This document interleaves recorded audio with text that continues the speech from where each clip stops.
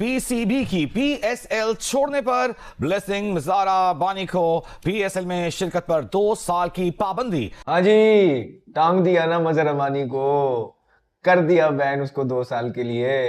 ठीक किया, बिल्कुल ठीक किया। जो भी आपके टूर्नामेंट को बीच रास्ते में इस तरह कमिटमेंट तोड़ के जाता है, उसके साथ यही होना चाहिए।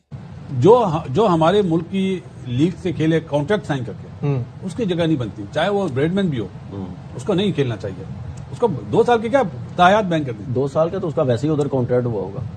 हाँ, तो उसने थोड़ी आना। हाँ नहीं, कम उसका T20 वर्ल्ड कप अच्छा रहा था तो वो टारगेट में था, आईपीएल के टारगेट। वो रोक लेते हैं अपने कॉन्ट्रैक्टेड प्लेयर्स को पीएसएल 7 में शिरकत के लिए। आपको लगता है कि हर दफा पाकिस्तान क्रिकेट बोर्ड आगे बढ़ता है और हेल्प करता है दूसरे बोर्ड्स की, मगर जो हमारा बैकडोर चैनलिंग, हमारी बैकडोर रिलेशनशिप है, वो अच्छी नहीं है। आपको रिलेशनशिप बेहतर करना ये चेयरमैन का काम है हर बोर्ड के साथ। देखिए, पाकिस्तान टीम हमेशा हर जगह हर मुल्क को सबसे ज्यादा सपोर्ट किया है, लेकिन मैं ये भी नहीं समझ पाया, उनके 2, 3, 4 प्लेयर तो चले गए थे आईपीएल खेलने, तो उनको वहां पे ख्याल नहीं आया। Now, I think these bans don't serve any purpose, to be very honest. क्योंकि अगर उसको मतलब पीएसएल में आप 2 साल के लिए बैन कर रहे हैं, वो फिर अगले साल कोई ना कोई ले लेगा, उसको आईपीएल में चला जाएगा। उसकी सेहत पे क्या असर पड़ रहा है? असर पड़ रहा है तो पीएसएल पे पड़ रहा है, क्योंकि पीएसएल की बेसिकली आप जितने प्लेयर्स पे बैन लगाते हैं कि ये पीएसएल में नहीं खेलेगा, तो उतना वो आपके जो मतलब रीच है ओवरसीज प्लेयर्स के लिए वो कम हो जाती है। साफ सीधी बात है। क्या दसुन शनाका से कोई सवाल हुआ? क्या ब्लेसिंग मजारा बानी से कोई सवाल हुआ? या किसी और प्लेयर से कोई सवाल हुआ कि जी आप आईपीएल क्यों आ गए, पीएसएल? मसला, प्रॉब्लम ये नहीं है कि आपकी लीग को कौन इंपॉर्टेंस दे रहा है, कौन नहीं दे रहा। इन चंद इंडिविजुअल्स को ये लगता होगा कि अगर हम एक कंट्रोवर्सी क्रिएट करवा देंगे तो शायद पाकिस्तान सुपर लीग की जो इज्जत है वो बहुत ऊपर चली जाएगी। ये कैसे बेवकूफ लोग हैं, मुझे समझ नहीं आता कि कंट्रोवर्सी हर वक्त क्यों तलाश करनी। तो एक तरफ आपकी लीग जो कि बहुत जबरदस्त चल रही थी, लेकिन पिछले 3-4 साल में उसको रिवर्स लगा और फिर उसमें कुछ आपने चेंजेस लेके आने थे। उसमें सबसे बड़ा चेंज ये था कि आप आईपीएल के साथ जो भी हो जाए क्लैश नहीं कर सकते, इसमें अपना ही नुकसान होगा। प्लेयर्स छोड़ के जाएंगे क्योंकि उनको जब बिगर बेटर प्लेटफॉर्म फाइनेंशियल के साथ मिलता है, ठीक है, और आगे फ्यूचर की भी अपॉर्चुनिटीज नजर आती हैं, फ्यूचर ब्राइट नजर आता है, वो जाता है, छोड़ता है। कितनों को हम यूं बैन करते रहेंगे?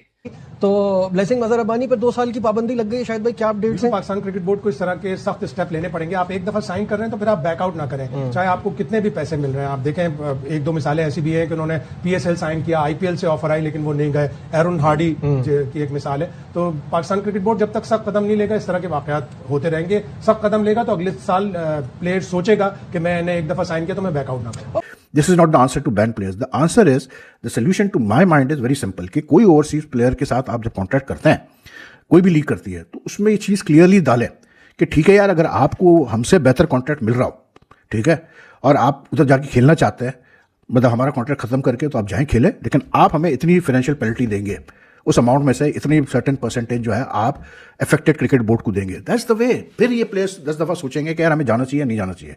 सीधी सी बात है। बैन से क्या फर्क पड़ता है? इस लीग में नहीं खेलेगा, दूसरी लीग में जाके खेल लेगा, बच्चा, साफ सीधी बात है, इससे कोई फर्क नहीं पड़ता। और मुझे लगता है कि इसमें ना फिर बात वो आ जाती है, आपकी कमिटमेंट की भी तो बात है ना। जब आपने कर लिया एक बार कमिटमेंट, तो फिर इससे बैक ना करें। फिर पैसा should not be the reason. जी, मेरा क्योंकि बहुत पसंदीदा बॉलर है मजहर अबानी, आप जानते हैं, 2 साल की जो पाबंदी लगाई ना, मेरे ख्याल बहुत कम लगाई है। उसको तायात बैन कर दें। हाँ, लेकिन पॉइंट ये है कि जब एक बार कमिटमेंट हो जाए ना किसी के साथ, उसूल की बात है। एरन हार्डी की बात कर रहे हैं ना, उसको भी तो ऑफर आई थी, वो नहीं गया।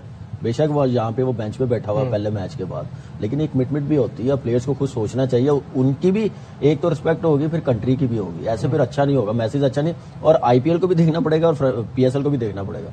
फिर अगर यहाँ पे आ जाए तो वहां ना जाए। अगर वहां के प्लेयर्स हैं तो पहले लेके उनको साइन करके रखें, फिर इधर जो अवेलेबल है पूरे सीजन खेलें। और सीधी सी बात है कि हमारी लीग से अभी ये तो 11वां एडिशन ना, पहले बहुत से नाम ऐसे जो प्लेयर बन गए, चाहे वो टीम डेविड हो, हेनरी ब्रूक हो, और बहुत सारे नाम है, तो वो इस दफा भी जाएंगे लोग, क्योंकि लोग ऑफ कोर्स क्योंकि यहाँ से स्टार बन के वैल्यू बनती है ना, और फिर वो वहाँ पे बड़ी लीग में बड़े पैसों में जाते हैं, वो इशू नहीं है। बट जब आप किसी जगह कमिटमेंट कर रहे हैं तो फिर उसको कौन था इनका मैनेजर? सबसे पहले तो उसकी वो होनी चाहिए, उसको भी बैन करें। सबसे पहले तो जिम्बाब्वे क्रिकेट बोर्ड को देखना चाहिए था।